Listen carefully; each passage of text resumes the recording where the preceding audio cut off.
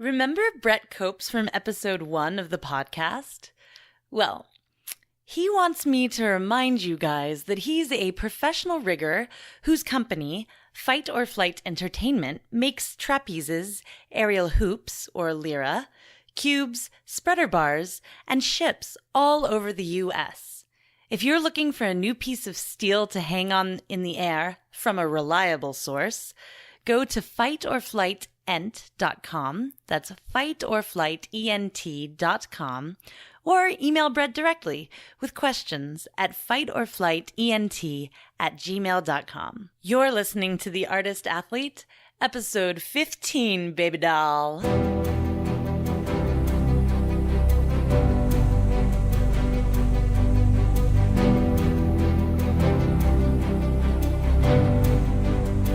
This podcast is dedicated to circus. It's a place for professionals in the industry to share their stories, viewpoints, and information, and a place for outsiders to get information about this amazing art form. Hey friends, fans, and enemies. I'm Shannon McKenna, and I'm the host of the Artist Athlete podcast and the founder of theartistathlete.com. Today's episode is with equestrian and aerial artist Claire Beer. Claire has done it all, from Vegas to Cavaglia to Zoppe to Renaissance festivals. She gave such a great interview and has so many insights, from how to break into the business to how to balance working professionally in two very different disciplines. She also talks at the end a bit on her views on using animals in the circus. To keep costs low, I've been trying to keep these episodes under 45 minutes, but Claire was such an awesome guest, and there's so much good stuff on the interview that I could not stand to cut it. Which is a perfect segue to let you all know that I've launched a Patreon page for the Artist Athlete podcast. My goal is to help this podcast become entirely self-sufficient. To become a monthly donor to the Artist Athlete podcast, go to www.patreon.com/theartistathlete. Listeners who give $5 a month or more get early access to episodes, entered to win swag, and are automatically able to ride a unicycle. Okay, that last one isn't true, but you're definitely going to hear me interview a unicyclist one of these days if I can afford to keep the podcast going. So, again, that's www.patreon.com/theartistathlete. And now, here's my interview with the amazing Claire Beer. Welcome to the Artist Athlete, Claire Beer. Hello, Claire thank you. What podcast have you done before? It was a lady who does different interviews just all around the horse industry. She's mainly horse industry, so jockeys or photographers of horses or, different stuff like that. So, Neat. So it was fun. Yeah. Sweet. Yeah. That's why I was like, oh, she's an equestrian and an aerialist. Gotta get her on the show. It's like that cross section. It is fun. Really good. I'm blessed to be able to do my passions simultaneously. That's definitely something that I really enjoy. Yeah. So we should start at the beginning, though, yes. and tell the people at home who you are, what you do. Well, I am Claire Beer, as you heard before. I am from Detroit, Michigan, Detroit area. I guess it all starts with horses. That's something that when I was very, very, very young, I don't know, there's something about little girls and horses. I just feel like there's just this love that from a very young age, a lot of little girls just love horses. Yeah. And I was one of those. So I was the, little 7-year-old that was like, I'll do anything to ride, this is what I want to do. And were your parents horse people? Did they? They were not. My grandfather, he bred racehorses. So I did have it. I never actually dealt with any of his horses. He was more of a bloodline kind of guy, very good with different breeds and bloodlines and all sorts of stuff like that. But yeah, I just loved them. And so from a young age, I just rode as much as I could. Anybody who would let me get on a horse, that was my dream. And I'd clean stalls for lessons and, you know, in the middle of winter in Michigan, like it was something, it was definitely a project of the heart, I would say. But I kind of went through the competition industry. You know, I just did different breeds of horses, Arabians, did different trainers, trained under different stables and farms, and made my way around different disciplines. So I would do dressage, eventing, hunter jumpers, you know, my high school equestrian team, all of that kind of stuff. And when I was 17, I moved to Kentucky. I moved to Versailles, Kentucky to run a breeding farm there. It was a friend who had just started this farm. Do they say Versailles? Yes, they do. And the funny thing is, I speak French, so I came in, I'm like, oh, Versailles, you know, like, and they're like, like, nope, it's Versailles. And I was like, okay, Versailles. It's so fun. In Georgia, there's a place called, it's Vienna. Okay. Vienna. And they're so like, you know, they're like, no, it's Versailles. You're like, okay, right. We're in Kentucky. I love Kentucky. Kentucky's wonderful. It's beautiful. It is. It's so beautiful. It is beautiful. So you went to Versailles. I went to Versailles. Kentucky. Did some of the thoroughbred industry, did more horses, and it was there that I stumbled upon circus, and I found a studio that offered aerial and mainly pole. Whoa, in Versailles? And it was near Lexington. Was it? What was the name of it? Oh man, I don't know if I can remember. Because I've taught at a place called Sora Aerial Arts. It wasn't that one. Okay, I couldn't even tell you. Gotcha. I couldn't even tell you. But yeah, that started my love for aerial and circus. And I took some classes. I was a swimmer before. Never felt completely challenged like I wanted to physically with horses. You know, it's much of a mind game for me. And it is very physical, but not to the extent that I wanted. Yeah, can you actually go back and define some of these terms? Like, what is dressage for the listeners? So dressage is it's kind of a series of movements. It's you create routines, and the horse does different technical movements that are something called like a piaffe or a passage. A piaffe is where they stay in one place and they're lifting. You know, they're doing a kind of a dance. You could call it dancing. You know, It's very, very lifted. The horses have to use a lot of muscle to be able to complete these different skills or tricks, I guess, you know, like different pirouettes or canter pirouettes where they're moving at a faster pace, doing harder skills. It's a little bit, it's hard to, you know, kind of, but, you know, the Olympics has dressage where they do different, you know, high stepping or, you know, so it's very, you know, the technique behind it is really fun. It's very hard. It's very hard to learn.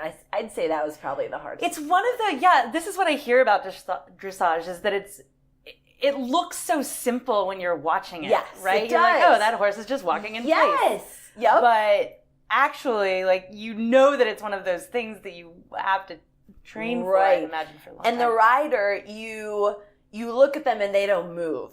They hardly move. And that's where you can tell excellence is when they're pretty much just right there and you see, but you can't see the cues because once you get a horse so well trained, your cues are as subtle as a tilt of the hips and a little bit more pressure on your, the turn of your head. Like the horse can feel all of that. They can feel your shoulders move and your hips move and your different shifts of weight.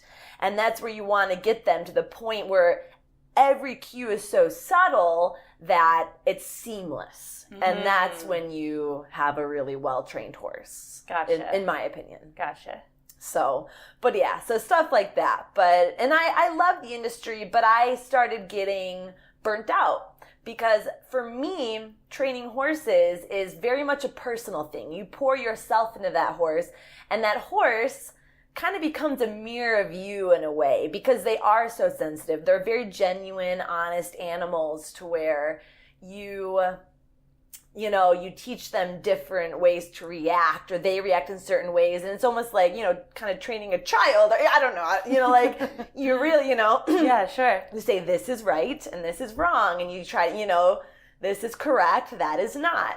And you come across all the different personalities of horses, and they each have their own, very, very different persona and personality. And it's so fun to find different ways to train them, because you have to change your way of communication in a way they can understand. That's so interesting. It is so fun to me. It's very, but as I said, it's very much of a personal thing. So I would pour myself into these horses, and then they're not mine, so they'd get sold, or they would get this or that, or they would kind of go through my hands quickly, or the owner would take them and do this show circuit or whatever. And so I got a little burnt out, because I just felt like I wasn't working on my own horses to where I could keep the work that I put in, and I was just working and putting the stuff on these horses, and then they would be sold and be gone, which is what we wanted. It's good, but right.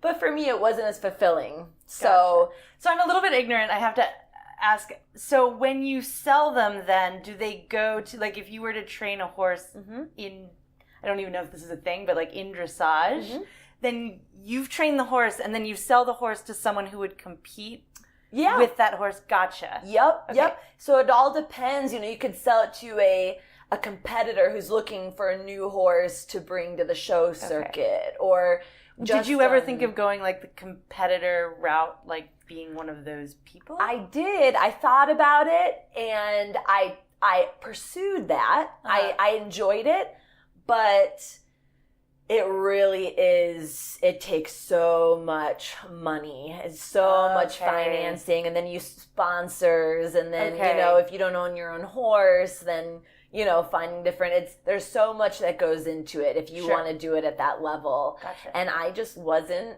in it. I really didn't, I enjoyed it, but that I wasn't willing to go that far and to put in that much for the ribbons. It just didn't. And you can make money, you can win stuff, and it just wasn't my thing, which is, what kind of brought me to where I am now, because I had found the aerial stuff. Right, so you found this amazing aerial studio, which shout out to whatever the name of it was. Yep. And I, it just challenged me. It just opened up this whole new world that I didn't know. But I was already so invested in horses, and I'm like, I can't give horses up. I don't know what to do, and I couldn't pick between the two. So I moved back to Michigan, and I found a barn that offered vaulting, which is gymnastics on horseback. And I was like, well, that's cool, like now I can put some acrobatic stuff and stay with the horses. And my coach, Karen Rock, is incredible and just really started me on this path. She was really the one that opened my eyes to what's actually out there. Cool. And how old were you when you started vaulting? I was 18. Nice. Nice. So I started all of this pretty late in life. I didn't have gymnastic background, didn't have dance background, so it was something that was definitely a struggle to learn that body awareness, so especially on horses, but I wanted it, I knew I loved it. And so I did the American vaulting, and my coach Karen was like, there's this company out in Vegas that does both. They do aerial, they do horses, they're kind of putting together a show. And I got introduced to, it's called Big Horse Productions with Eric Martinovich. And I went out as an intern for a few weeks, and I just loved it. And, the group was great, and I went out there and I ended up staying, and I was with them about 2 years, and loved Vegas, loved living in Vegas, made so many good friends. And that's where, I really got introduced to the circus world, of course. And, for sure. Had some great, aerial and pole coaches out there, really enjoyed it. And so we brought the Big Horse Production show. We kind of created their Gladius, as it was called, and it's still running today. And they brought it to Colorado for their kind of opening tour. Yeah. And had a great time out there. And I ended up staying in Colorado, and I worked with another aerialist in the city. We kind of paired up and we just did a lot of corporate stuff, had a lot of fun. And then Cavalia came to Denver. So it's really funny, like how it's all been such an interesting journey of, you know, one step leading me to another, and Cavalia came, and by that time, you know, that they were top of my list. You know, I really wanted to work there. They're, you know, a great company, and so I ended up going in. My friend was doing the PR work for Cavalia, for, you know, just kind of connecting them with the horse industry in Colorado, and I went in as a reporter, actually, to media day. So, like, Cavalia does their media day before opening night, and she's like, I need a reporter for this magazine. I don't have anyone. Can you do it? And I've never interviewed someone before, and I'm like, yes, I can do it. It's super easy. I'm like, sure. So I go in, interview one of the cast members, and I was like, yeah, I actually do this stuff. And she's like, no way. And so I got introduced to the artistic director, and, you know, came back for audition, and I was on the road with them for 2 years. Nice. So, did they, like, just give you the contract on the spot? Pretty much. They were like, come, because Mexico City was their next city after Denver, and they were like, I spent a few days kind of coming in every day, riding with them, you know, getting to know them, and they were like, well, meet us in Mexico. So it just worked out perfectly. Amazing. Perfectly. And same thing with Cavalia. I was able to go in as a dual artist. So I was an aerialist and a rider. And so I got to keep my feet in both of those, you know, both of those industries, which is really fun. But when you're a rider on Cavalia, do you get a horse the whole time? How does that work? So at Cavalia, we had about 70 horses and about 20 riders. So it really depends. And that's the thing, performing with animals is it's such a different, because not only are you, you know, keeping tabs on your body, you know, as aerialists, you know, and what we need to do to stay in top shape and do this and have, you know, all of that. But then you've got this other animal that you need to make sure that their body is correct. Their body is, their mind is good. You know, they're happy. They're able to perform, that they enjoy their job. And they're so unpredictable. So, you know, you could go and have a double show day and you're riding the same horse both days, but they could be completely different. You know, they could change and you just never know. You never know what's going to happen. So that makes it fun. But Cavalia would give us 2 or 3 horses each that we would be in charge of. You know, we would be in charge of their training, their upkeep, be in charge of exercising them, stretching them, whatever they needed to do the show. So sometimes, you know, if horses retire or they're looking to put new horses in different acts, then you do get a rotation. You get horses coming through. You could work with a few different ones. You know, in one city, you could work with 7 different horses. But then you get the ones you really click with. And the company's pretty good about seeing and understanding that aspect of the horse world. So they let you usually keep that horse if you really click with them. You know, you really teach them a lot. So I had a Lusitano stallion that I just worked really well with and was able to bring him. He came in not ever being on stage, and it was fun to do that with him, you know, to really see that journey and his whole thought process on the music and the crowd and work with him in that way. Yeah. Wow. Yeah. So that was fun. That was really fun. Do you find that some horses have that, like when you have people on stage where you're like, you're a star, or they just get it? Oh, yeah. You have horses like this? You do. Really? You do. Some of them were born, they know. They're so intelligent. They know the energy. They know that this is their job. And they'll go out there and they will get a persona on stage. And you can tell, the audience can tell too, you know, and that was this stallion I was working with. I mean, he was gorgeous to start out with, but he'd get on stage and just be, you know, he'd be taller than he was in real life because he just held himself really well. He knew it, you know, He liked it. He liked the attention. He liked all the energy on him. He really did. So they can feel it for sure. They know their music cues, you know, like I had a horse, he wouldn't go out until he heard that music cue. He knew, you know, they know their spot. But then you also have the aspect of not letting them get in too much of a routine, because you want to keep them challenged. You want to keep them, they get in a routine and they start getting a little bit more stubborn. They start being like, no, this is my job. You can't tell me something else. So keeping them challenged, keeping them doing different things, new things. I feel like the same with our bodies too. Like I love doing as many different things as possible. Just to keep myself challenged and growing. And same thing with them for sure. Interesting. So how would you do that?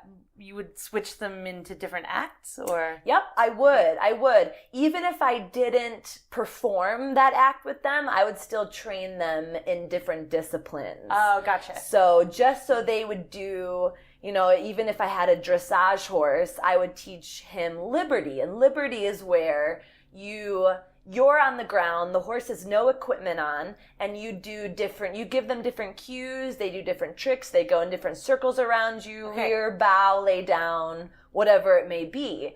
So for me, even if I wasn't going to put that horse in a liberty act, I would still want him to know that, because it builds such a foundation between you and that horse. You get to know them in a whole different way, especially on the ground, and especially when you don't have bridles or saddles or lead lines, or it's all with your body language, and you just learn so much more about them. Cool. How did you divide your time between your work with the horses and then also doing your aerial numbers? That was the hardest thing for me. That was definitely and they don't go together, because riding horses, you do have to be pretty solid, pretty tight in different ways. Yes, you're moving with the horse, you're loose, but it's just a whole different physicality to it. Mm-hmm. So trying to do both was definitely hard. It made me work harder. I like that, but there were definitely times where I wasn't feeling like I could give everything to one in particular, and I always felt pulled in two different directions. So that was hard. That was difficult. As the time went on, I found more of a routine to be able to feel like I could handle it better. But I could have up to 3 horses and have that much time that I needed to put into them. And then, I would be the afterthought. My body would be the afterthought because I'd put so much into these horses. But that was my job, and that was something that was interesting to see what I could do, and it tested my body farther than I thought it would, and seeing what I actually needed to do both. So that was difficult, but I also, I don't know, I learned more about, I grew more from it, I guess I grew more from that, definitely. Yeah. What numbers did you do in the show? I did. Aerial numbers? There's a white silks act with 4 girls. We have hammocks and silks, and the riders would pull us. So that was my favorite. That was definitely my favorite. What show were you on with Cavalia? Odisseo. Yeah, I think I've seen this number. Okay. It's like kind of like a chandelier kind type of apparatus. Yeah. Yep. It's it is really we nice. start off on the 4 horses. We get lifted up. Yeah. And then they take the tails and they just start galloping around, and then the girls do a routine up there. So I really like that. That one was probably my favorite aerial act, but there was also the hoop act that I really enjoyed. There were 8 of us hoop artists. And so that was fun too. That was kind of the storm scene, I guess as they called it. So that was fun. That was fun. Cool. So you did Cavalia. How long were you on the show? 2 years. 2 years. Yep. Wow. 2 years. So really some really fun cities. They really have a nice tour going. So it was enjoyable. I really liked it. What was your favorite city? San Francisco. Nice. I have to say. Yep. I love that city. There's something so charming about that city. Met so many great people, and it's got a really good circus scene too. Yes. I lived in Oakland for a year. Did you? Yeah. Okay. Yeah, I loved it. I'm actually going there in August too. Are you really? Yeah, to do like an artistic residency. Wonderful. Yeah, I'm super stoked. I love San Francisco. How long will you be there? Just a month. A month? Yeah. Awesome. Yeah. No, it's a wonderful city, and the water and just everything about it. It's quite charming. Yeah, it's one of those. I feel like San Francisco and New York City are two places where it would be really sweet to be on tour. Yes. Because you have this beautiful city and your accommodations are taken care yes. of. And you're just like... Yep. And then so many of those aspects are like you said, taken care of, and you can just enjoy the city. Yeah, totally. Which is really fun. So. Cool. So you got up Cavalia. Mm-hmm, I did. And then... I actually took a little time off. Sure. I ended up having some physical issues that I wanted to really focus on, build some things back up, and cool. And I mean, tour, it can really get you. So it can make you really good at doing the things you do. Yes. In your act. Yep. And then all your weaknesses just start to yeah. So I needed that. I needed, just to spend time with my family. And so I took a good 6 months off, had some great strength coaches in Michigan, Mike Barwis, I worked with, and he just completely, took me to a different level, Dan Moses, and so some really, really great people that I was able to... What do you mean strength coaches? So he is actually he works with different professional athletes in many different industries. So he does NFL, he does MLB, NHL, everything, rodeo, he does Olympic bobsledders, and he also is kind of in the forefront of spinal rehabilitation. So he's also got this program where, people come and learn to walk again, so it's something where you've got, pro athletes, and you've got different strength classes and kids classes, and then this rehabilitation program and therapy. And so it's just a really incredible... Barwis Methods is his company's name. And to look it up. Dan Moses is his vice president, and I've worked with both of them, and their vision with what they do and, what they put into the athletic community and all of this is incredible. So I go, and either if I'm hurt or if I just want to build myself and get to a new level, and for me, especially starting late, I really felt cross training has helped me a ton, and just get fundamentals that I wouldn't have gotten somewhere else, and just a lot of different things. And they'll get your reaction time up, and different things that I may need for trick riding or different stuff for horses. So they've been huge in my career. They really, I can't thank them enough. What do they do? Sorry, going back, what do they do if a horse gets injured in Cavalia? Does it stay with the show, or do they send it somewhere? It depends what happens. Okay. So a lot of times, if the horse does get injured, it's something, the show isn't so extreme to where, thankfully nothing terrible has happened. Knock on wood, yeah.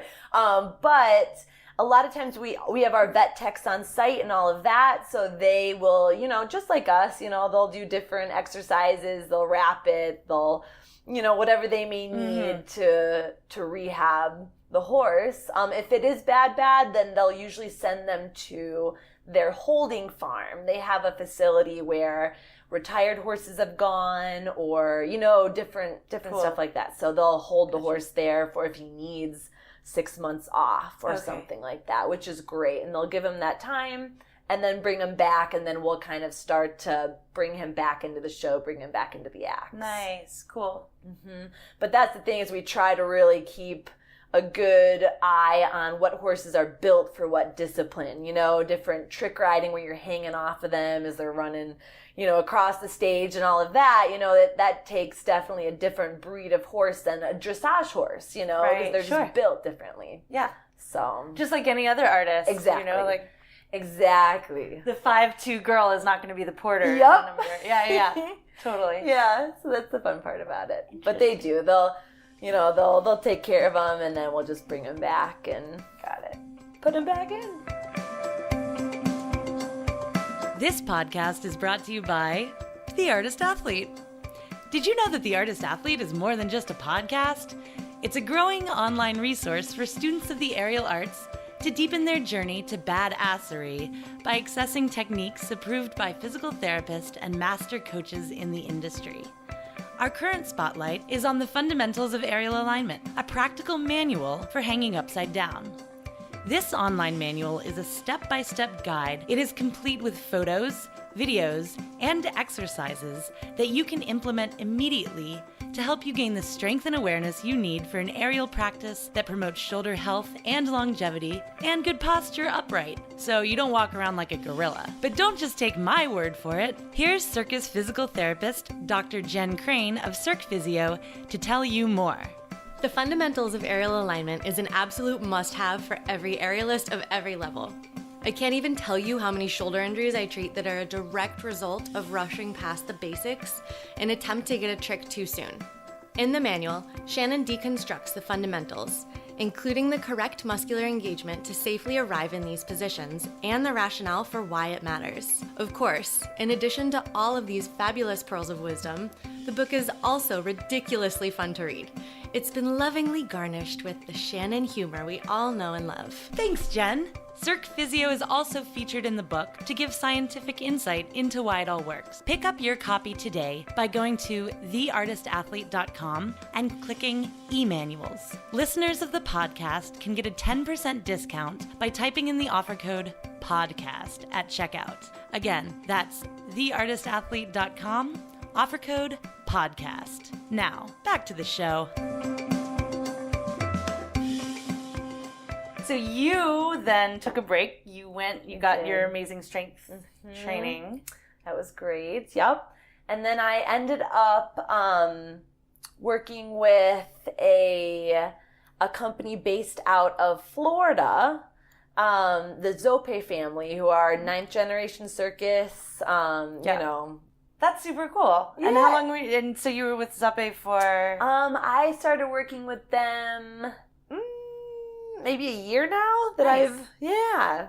Nice. About a year. So that's been really fun. It's been, a whole different life from Cavalia. That was going to be my next question was how did you find the change from going from like corporate Cavalia work to a traditional tent show? Family tent show. That was something that I love the extremes of both. I think, I really was able to appreciate some things. And of course, it's night and day. The difference is night and day.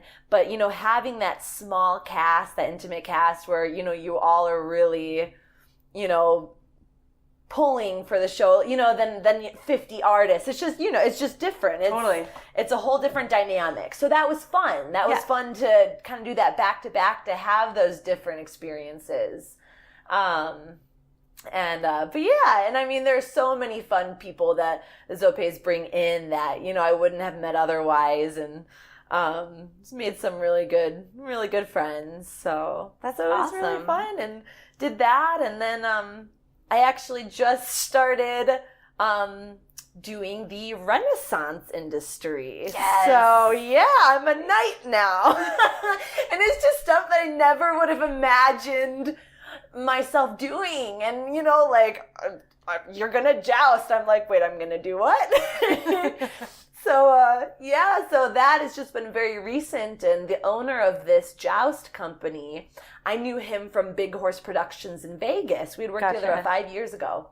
And I kept in contact, and he was like, we need another night. And so I joined them in Florida for the Florida Renaissance Festival this year, and got to hit guys on horses and do broadsword combat and get my eye ripped out and all sorts of fun stuff. Get to die all the time. So it was fun. It brought a whole new aspect of horses, and we did some trick riding and that the training for that is so different than the training would be for Cavalia. So I love that. I love if I can get as much, variety, that's what I really enjoy. Yeah, for sure. I love that. So it was fun. And so is the Renaissance Festival, I imagine it's a lot like touring with a traditional show where you have your camper and you have You're very right. Yeah, completely correct. It is the same small casts. You kind of go from festival to festival.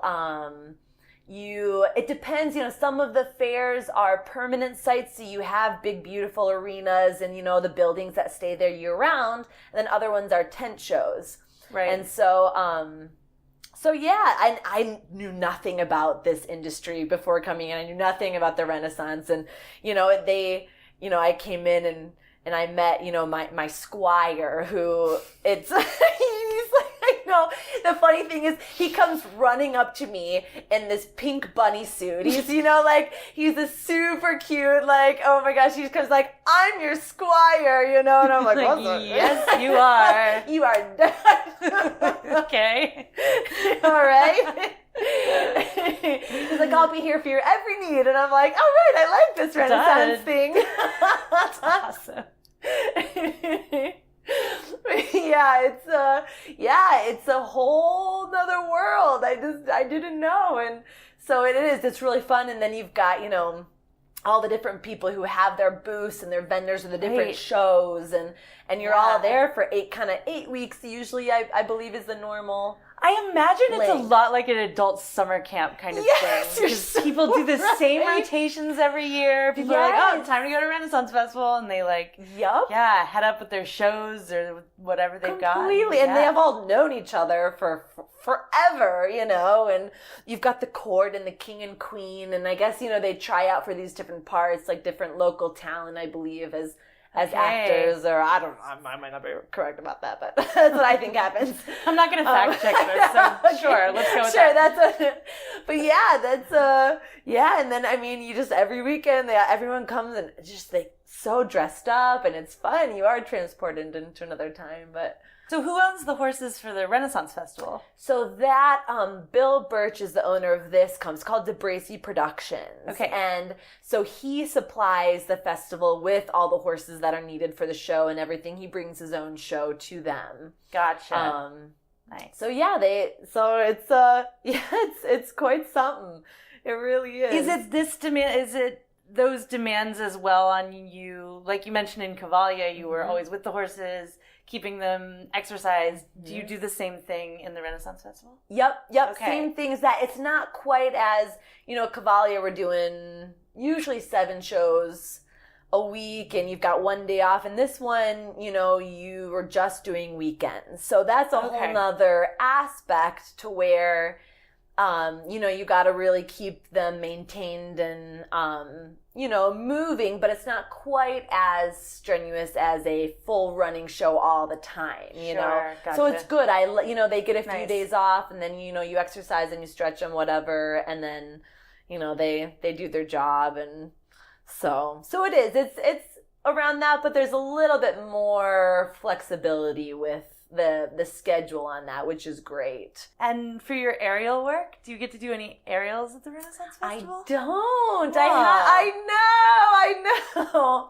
But that's the fun thing. Like here in Georgia, then Brett had the studio. So then exactly. Totally. And so that's what I try to do. Even if I'm just doing a horse related job, then I just try to rig wherever I can or do this. And do you find that I've heard this rumor that the same muscles that you use to ride a horse are the ones that you would want to keep flexible for straddles? Yep.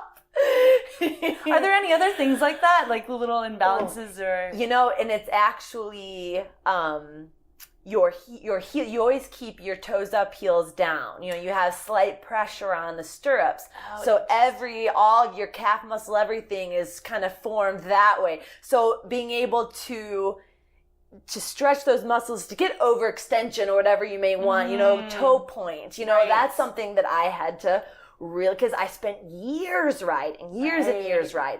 So untraining that, but also keeping that because I was still riding, but then having to train. Yeah, it's been a pain. It's been a pain in the butt. Terrible. It really has been. I never would have thought of that, but that makes so much sense. And even trick riding. So doing trick riding or Cossack where, you're doing very powerful, fast movements, very, very short movements. So it's something that, you have to be quite tight, very, very, very tight all the time for that. Okay. There's not really any flow, in trick riding because you're just boom up, boom down.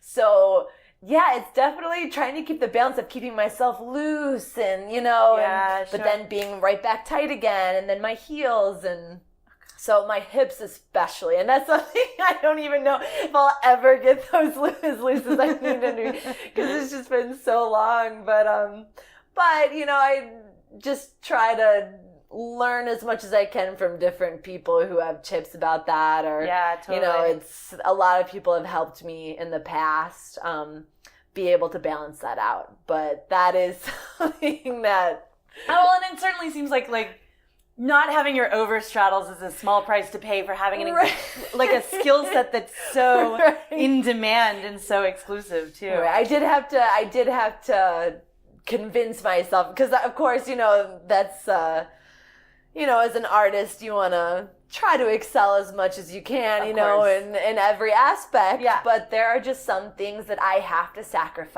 for being an equestrian artist, definitely.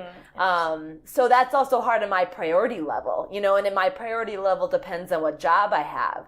Right. So it'll kind of fluctuate. If I am doing more aerial, then I've got to scale back on some of the stuff that I might have been training for the horse realm or whatever, and focus a little bit more. So I lose a little bit kind of everywhere I go. So but it's that I'm willing to sacrifice that here and there. And it's not to say that I can't switch focus and then go back and, go on the other direction of the playing field. So totally. That's super smart. It's, hopefully it'll keep, keep going that way. But, and that's one thing, the danger of working with horses and being okay with not being in control. I feel like aerial, we have a lot more control of what we do and what we throw in this and our routines, but the horse stuff, it's definitely easier for something to go wrong very definitely quickly. I mean, once you put animals in, it's a game changer, right? And if they don't want you on their back, or if they don't want you, then you're battling that whole another aspect. And so being okay with getting hurt and not being able to do aerial because I was focusing more on the horses, that's something I had to be like, okay, I'm okay with this. I'm okay to sacrifice this for the time being, and focus on what I need to focus on. Did you ever have a horse that didn't like you? Oh, yeah. I can't imagine any animal not liking you. There were some horses that I did not get along with, and the ones that don't care. To me, there's some horses that, maybe kept in a company a little too long. It's time for them to go. It's time for them to go do something else. And they get burnt out too, just like us. So, the horses that, really don't care what you do on them and have no desire to work with you. That's where I am like, I don't want to spend the energy trying to get this horse to want to work with me. I feel that about people sometimes. Yes, completely. Yes. There are people like that. Yep, and you just have no motivation because they have no motivation. Yeah. And you're just like, well, it's a waste of time. Cool. Great. Yeah. So glad you're so excited about this, because we're going to be so productive. Totally. Yeah, but that's definitely, if I have a horse that's at least a little willing, even if he is scared, even if he's, had bad experiences beforehand, all of that you can change and you can work with and you can mold. But once that horse is like, nope, that's it, I don't want to do this, then I don't have the game over. And then I just don't even want to try. Don't care. Just give me another one. If someone wanted to take the Claire Beer career path, would you, and that is to be an equestrian artist in circus productions, what would you recommend they do? I would recommend getting as much time on a horse as possible. And that is something where you can learn any skill set on a horse once you have that foundation and the timing of working and training with horses. So, that's something, if you can find good instructors to no matter what discipline you choose, it's really just getting your confidence and getting your, confidence is, having that confidence to be like, okay, the horse automatically knows if you're going to be dominant over that horse or not. They know your energy, and then they'll do anything for you. And you do it in a kind way. You're asking them, but they know if you mean business or not, So just getting on horses, getting to know what it is to give them correct cues, to give them wrong cues, all of that kind of stuff. Once you have that foundation and you have your balance and you have your awareness, then you can kind of start to build your own type of training. And that's the thing with the horse industry, where everybody thinks that their way is a lot of people think their way is the only way, the correct way, which to be fair, for them it is, because we are all different, because we all have different personalities, different body types, different body structures. I'm going to need to do some things a little bit differently because I'm a tall person. So even for technical, proper riding, my shift is going to be a little bit different in ways. So it's having the open-mindedness to take everyone's form of training, form of riding, and fit it to your body, your personality. The way I relate with horses is going to be different because of my background, because of the way I relate with people, the way my past, like all of whatever it may be. Yeah. That's why it's so personal to me. And that's why when people say, their way is the only way, for them it might be. That's what works. That's what works for their, as a human being, they can communicate with horses this way, but that might not be the way I do. So, Gotcha. It's getting the experience to know the difference and to know how you can start to really work with the animals and learn the technique, the correction. And then once you have that, then you can be thrown into any horse discipline and you'll have that foundation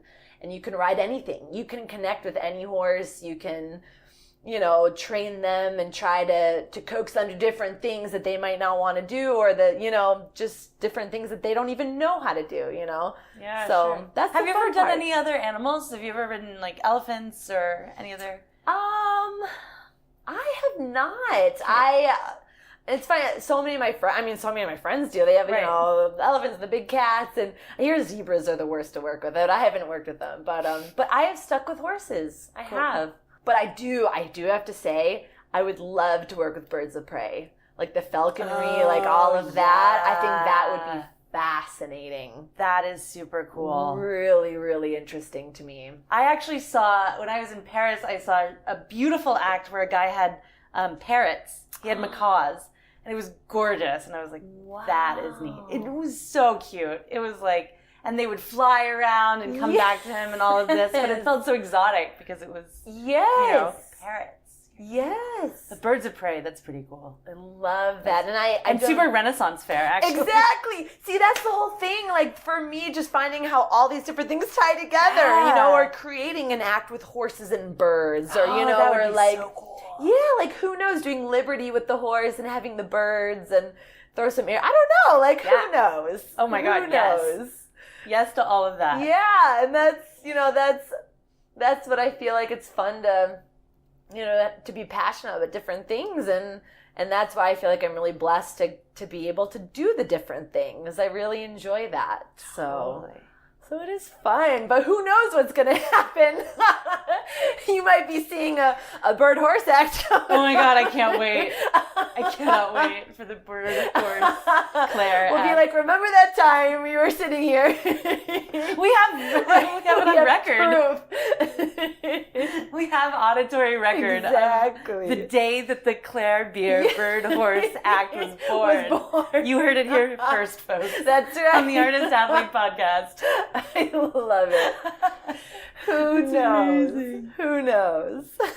So my last question of the day is, what advice would you give to yourself at the beginning of your career? I think one of the biggest things would be stay open-minded.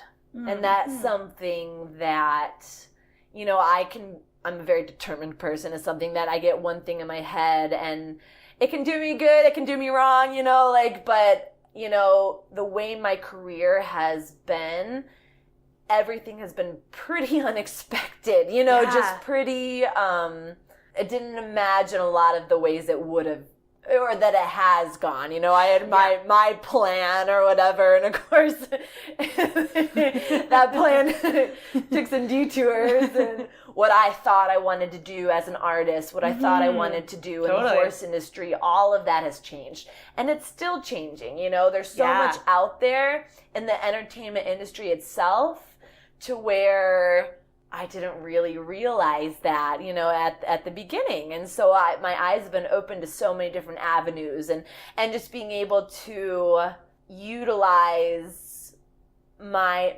background. And even if I'm not to a certain place that I want to be in this one thing, you know, like we all do, using what our strengths, you know, and our skill sets, and, you know, just being open to just different avenues. Totally.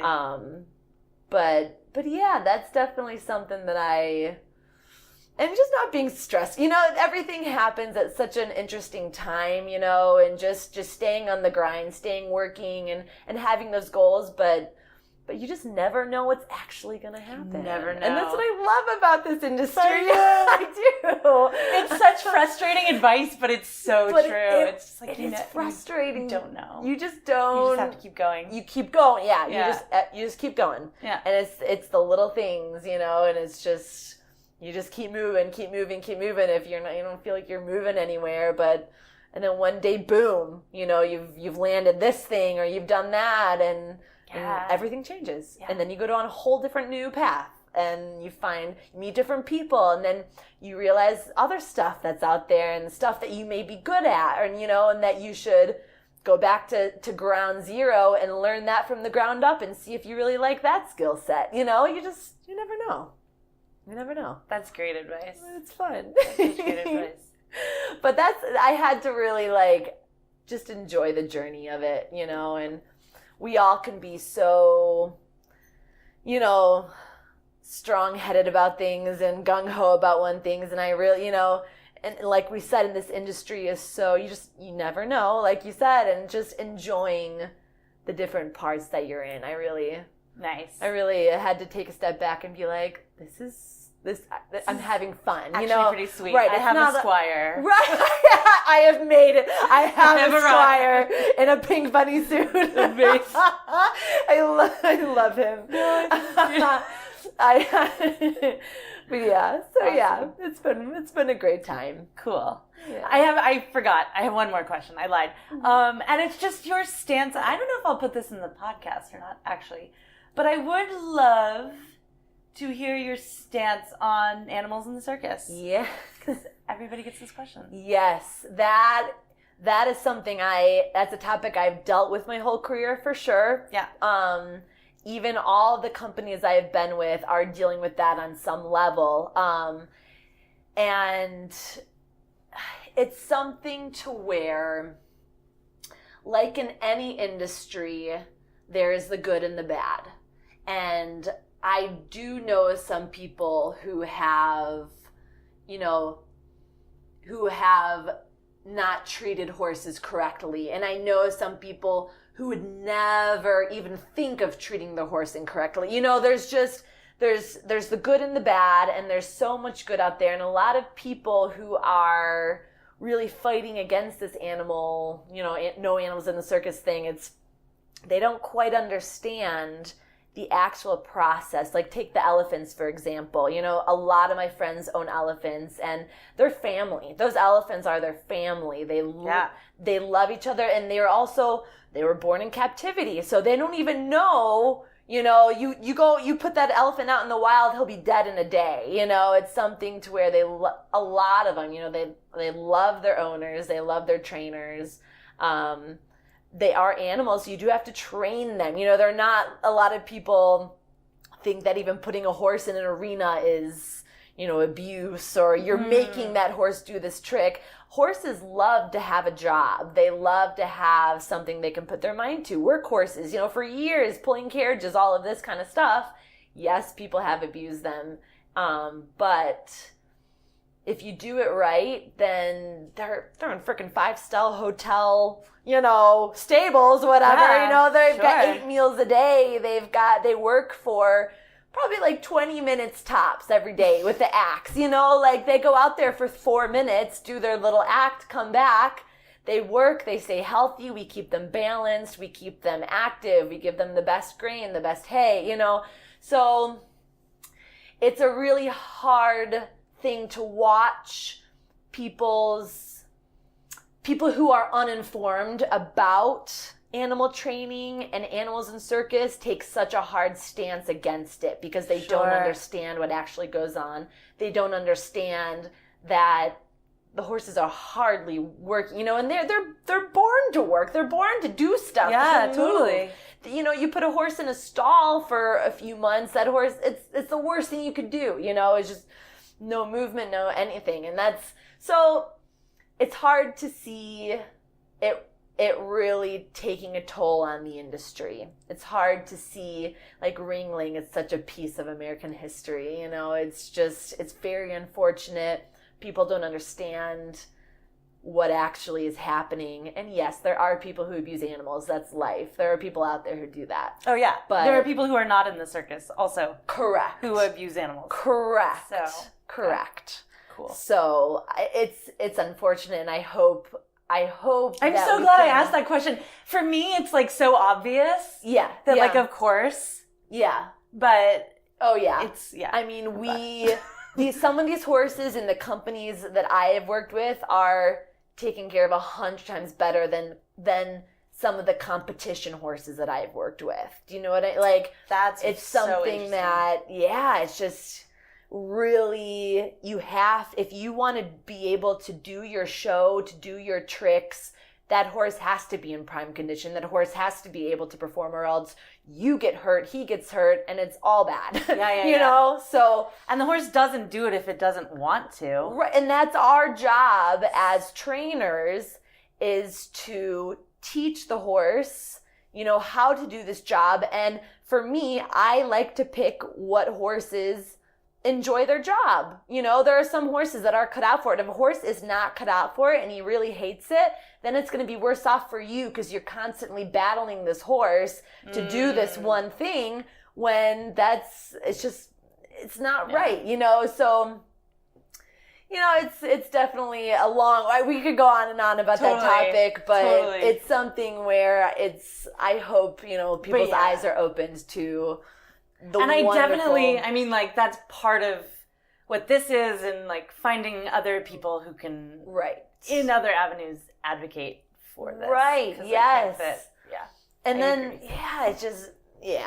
it's definitely a topic close to my heart, and it's unfortunate, and I hope that we can keep, you know, these animals going, keep it, the good aspect of it shown. Yeah. Because it's wonderful, and It's really... almost like we need, well, I don't know. It's so hard with horse. I mean, it's hard with anything, right? Yes. Any circus. Like, I feel like in order to appreciate an art form, the people who appreciate it the most are the practitioners. Yes. Even at a hobbyist level. Yes. You know, the people who know how to juggle 3 balls, know how hard it is to juggle 5. Yes. The people who have, like, tried to go upside down in the air know how hard it is to do an entire aerial routine. Yeah, for sure. I wish that there was some way for more people to access the kind of skills, or to even have access to animals in this way, that they could really appreciate the artistry behind what you guys are doing. And that's the special thing about animals, you know, like I was saying before, they are so sensitive and genuine, to where, you know, I'll have a horse that could be pretty insane, and a kid will walk in, and the kid will walk up to the horse, and the horse knows that this is a small child, and his demeanor changes in an instant. You know, it's really cool to see that, and it's really, people learn so much about themselves through horses, and, you know, different programs who do the therapy with horses and all. I'm such a believer in that, because I've seen it and I've experienced it. You know, I've been changed by horses for sure. So it's something that I really think is very special, And we can all learn a lot from that, in my opinion. That's something that's really cool to see that. And even the people you work with, or, it's just, animals change things. Dogs change things. It's just a whole different, beautiful aspect of life and relationships, for sure. Sweet. Well, thank you for coming on the podcast. Of course, thank you. This was a great interview. It was so Thank you so much. Cool. See, guys, how the heck was I supposed to cut that? Too good. So because the interview did go a little long, I'm going to keep my summary pretty short and try to talk really fast. Claire's awesome. Horses are awesome. Animals in the circus? Is it awesome? And I think instead of taking a stance myself, I'm going to look for more guests who are lion tamers, elephant handlers, and maybe find that parrot guy I was talking about. I want to ask them about their experiences with animals in the circus. And I'm also interested in your reactions. If you want to share what you thought, you can contact me on my website, www.theartistathlete.com. Or if you're a Patreon, you can share your thoughts about this episode on the community forum, patreon.com/theartistathlete. You can find Claire Beer, whose name is really hard to say very fast, on Instagram at Claire_beer, and beer is spelled B-E-E-R, like the beer that you drink. And she's got a pretty cool account. You can go there and check out all of her mad skills, all of her beautiful horses. As always, I'm on Instagram at _artist_athlete, offering training tips for aerialists. Thanks for listening, guys. I will cirque you next week. How's that for a catchphrase? Like, cirque you next week, like see you next week, but cirque, it's a little something I'm working out. So, yeah.